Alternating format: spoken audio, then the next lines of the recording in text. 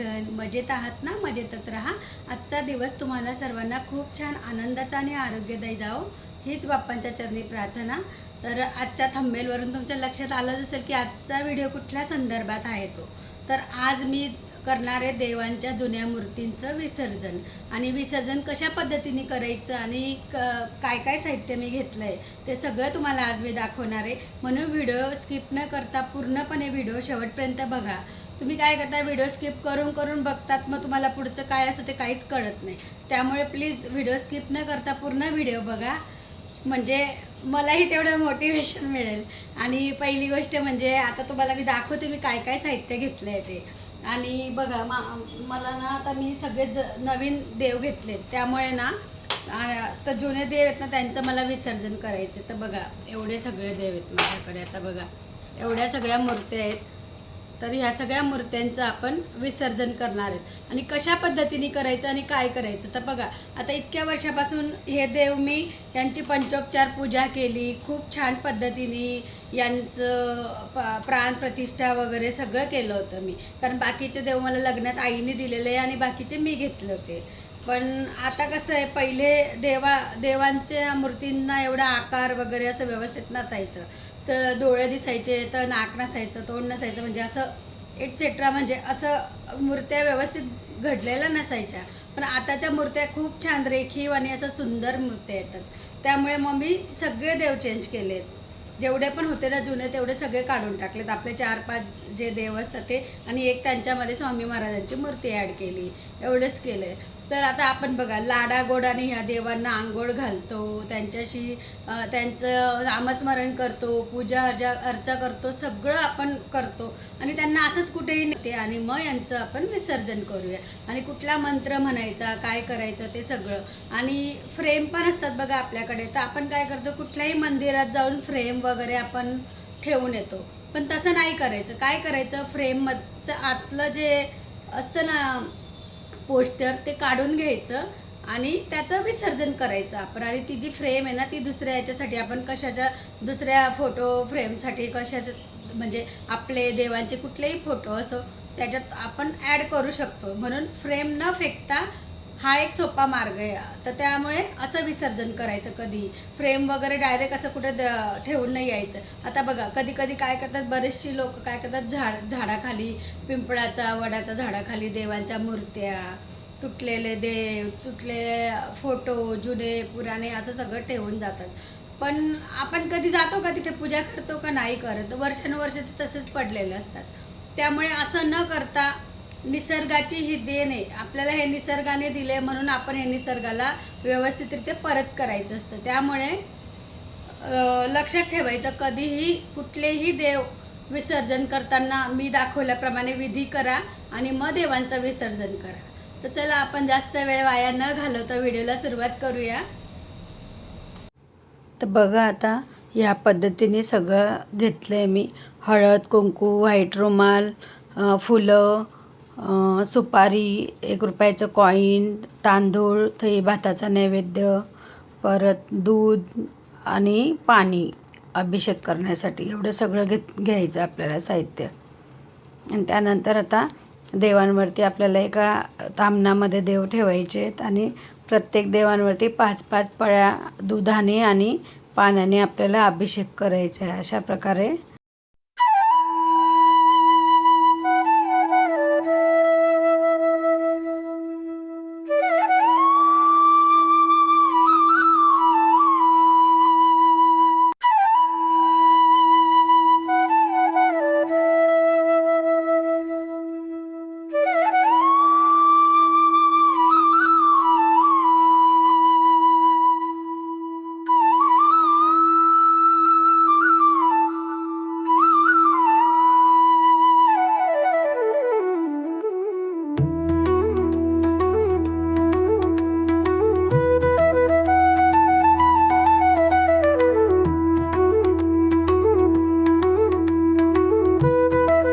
बघा अभिषेक करून झाला. त्यानंतर एका पाटावरती असं कापड ठेवायचं एखादं आणि त्यावरती सगळे असे देव ठेवायचे आणि त्यांना हळद कुंकू लावून त्यांची पंचोपचार पूजा करायची, फुलं व्हायचे धूप दीप नैवेद्य त्यांना अर्पण करायचा आणि अशा प्रकारे देवतांचं आपल्याला विसर्जन करायचं आहे.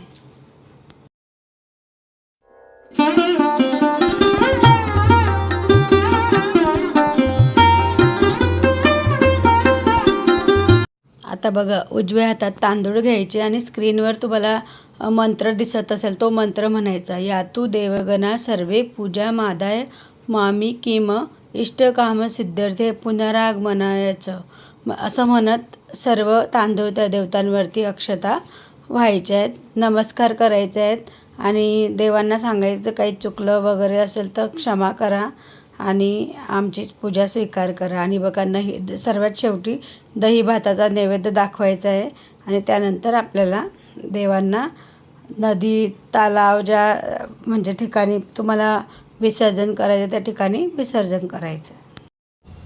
तर बघा, अशा पद्धतीने मी कशा प्रकारे पूजा करायची ते तुम्हाला पूर्ण डिटेल दाखवलं आहे व्हिडिओमध्ये.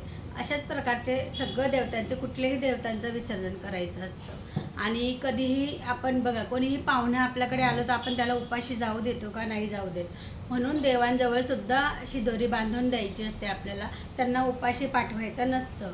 तर म्हणून दही भाताचा नैवेद्य त्यांना द्यायचा असतो. आणि आता काय करते मी, बघा हे कापड आहे ना, हे असं पांढरा रुमाल घ्यायचा, कोरा एकदम, वापरलेला नाही घ्यायचा, नवीनच घ्यायचा. आणि आता ह्या रुमालामध्ये कशा प्रकारे विसर्जन करायचं ते पण तुम्हाला दाखवते. बघा तुम्ही, आपली पूजा झाली, आता करायचं. तर बघा, खाली एक ताट ठेवलं आहे, त्याच्यात असा रुमाल ठेवायचा आहे व्हाईट. आणि त्या रुमालामध्ये आपल्याला 1.25 मूठ तांदूळ टाकायचे. 1.25 मूठ म्हणजे 1 मूठ आणि थोडेसे वरती.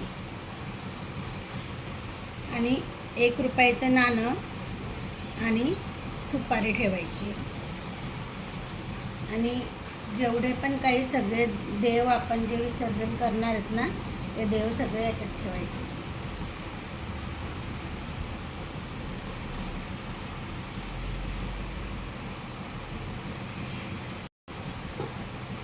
आणि हे जे देवांना फुलं वाहिली होती ना, ही फुलंसुद्धा त्याच्यातच ठेवायची आपल्याला, इकडे तिकडे टाकायची नाही.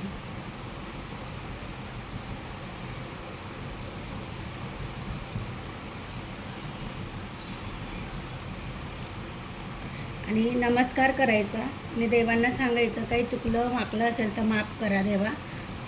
आणि तो अशा प्रकारे पोटली बांधायची.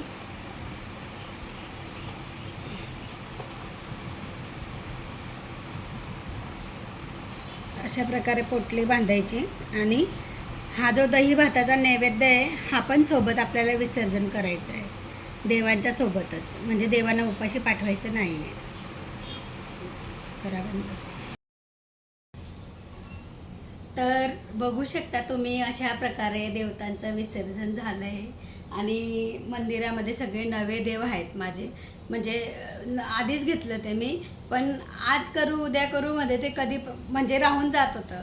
तर आज ते मुहूर्त लागलं, त्यामुळे म्हटलं चला आज आपण, चांगला दिवस पण आहे, पौर्णिमा पण आहे, त्यामुळे म्हटलं, आणि नृसिंह जयंती पण आहे, त्यामुळे म्हटलं चला आज आपण हे विसर्जन करून घेऊया. कारण खूप दिवस अशी कामं पेंडिंग ठेवायची नसतात, पण मला खूप काही अडचणी येत गेल्या, त्यामुळे माझं ते काम पेंडिंग राहिलं होतं. तर कसा वाटला तुम्हाला आजचा व्हिडिओ आवडला असेल तर व्हिडिओला नेहमीप्रमाणे लाईक शेअर सबस्क्राईब करा. पुन्हा भेटूया अशाच एका छान व्हिडिओसोबत. तोपर्यंत सर्वांना बाय आणि सर्वांना श्री स्वामी समर्थ. जय गुरुदेव.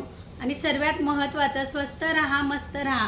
आणि आता सध्या एकदम कडाक्याचं ऊन पडते, म्हणून उन्हाळ्यात स्वतःची काळजी घेत चला. पुन्हा भेटूया आपण, चला. आणि एक सांगायचं राहिलं, तुम्हाला माझे व्हिडिओ कसे वाटतात ते नक्की कमेंटमध्ये मला सांगा, की व्हिडिओ कसे वाटतात, तुम्हाला कशा प्रकारचे व्हिडिओ बघायला आवडतात ते पण मला नक्की सांगा कमेंटमध्ये. बाय.